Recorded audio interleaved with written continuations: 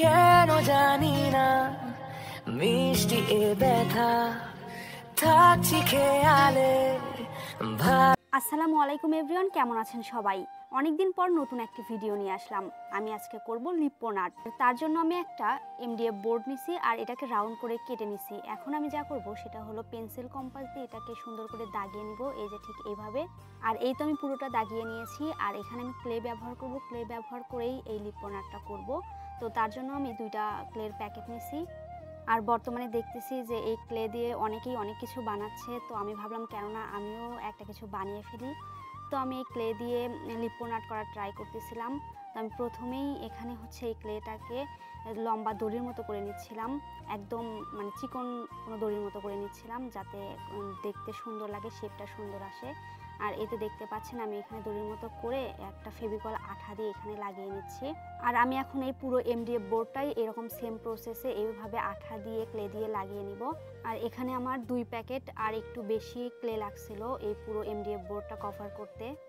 আর হ্যাঁ, এখানে একটা কথা বলে রাখি, এখানে হয়তো বা লিপ্পন আর্ট এইভাবে করে না, তবু আমি চেষ্টা করতেছিলাম, কারণ আমি প্রফেশনাল না, তবু আমি মানে নিজের চেষ্টায় যতটুকু পারি ওইভাবে ট্রাই করতেছিলাম আর কি। এই বোর্ডটা পুরোটা ক্লে দিয়ে কভার করে নেওয়ার পর এখানে আমি কালার করব। তো প্রথমেই আমি হোয়াইট কালার করে নিচ্ছি, মানে পুরোটাতে আমি এখন প্রথমেই হোয়াইট কালার করে নেব।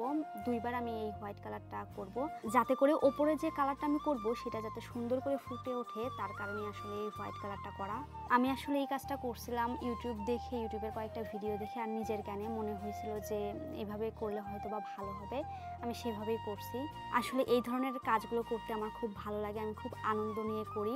মানে রুম ডেকোরেশনের কোনো কাজ, এই কাজগুলো আমার খুবই ভালো লাগে, যার কারণে আমি যেটা ইউটিউবে দেখি সেটাই নিজের কাছে যেগুলো থাকে তা দিয়েই মানে করার ট্রাই করি আর কি। আর আমার মতো আপনারা কে কে এই ধরনের কাজগুলো করতে ভালোবাসেন তারা অবশ্যই কমেন্ট করে জানাবেন।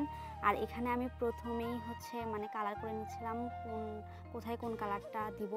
তো আমার কাছে একটাই ব্রাশ ছিল, যার কারণে আমি এইভাবে কালার করে নিচ্ছিলাম। তো আমি প্রথমে রেড কালার করতেছি। এই পুরো কাজটা আমি একাই নিজেই করতেছিলাম, একাই ভিডিও ধরতেছিলাম, আবার একাই রং করতেছিলাম, যার কারণে ভালোভাবে ভিডিওটা করতে পারতেছিলাম না। কিন্তু তারপরেও নিজের কাছে করতে অনেক ভালো লাগতেছিল, শুধু মনে হচ্ছিল কখন কমপ্লিট করব আর দেখতে কেমন লাগবে, এইরকম শুধু মনে হচ্ছিল। এরপর আমি হচ্ছে ইয়েলো কালার রংটা করে নিচ্ছিলাম।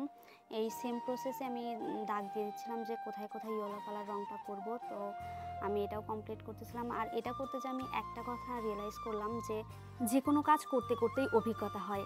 কারণ আমি যখনই রেড কালারটা করতেছিলাম তখন তেমন একটা ভালো হচ্ছিল না, প্রায় অনেকটা সময় লাগছিল। কিন্তু যখন আমি এই অন্য কালারগুলো করতেছিলাম তখন খুব তাড়াতাড়ি হচ্ছিল, মানে আমি করতে করতে বুঝতেছিলাম যে কিভাবে কালারটা করতে হবে, কিভাবে ব্রাশটা টানতে হবে। এই তো আস্তে আস্তে প্রায় হয়ে যাচ্ছে। আর এই ভিডিও ক্লিপগুলো আম্মু নিছে, আম্মু লাস্ট টাইমে এসে ক্যামেরা ধরে। তো দেখতেই পাচ্ছেন যে আস্তে আস্তে পুরোটাই কমপ্লিট হয়ে গেল। আর হ্যাঁ, অবশ্যই কমেন্ট করে জানাবেন কেমন লাগলো। আর এই তো এটা হচ্ছে আমার লিপ্পন আর্টের ফাইনাল লুক। এটা কেমন হয়েছে তা অবশ্যই জানাবেন। আর সকলে ভালো থাকবেন। আল্লাহ হাফেজ।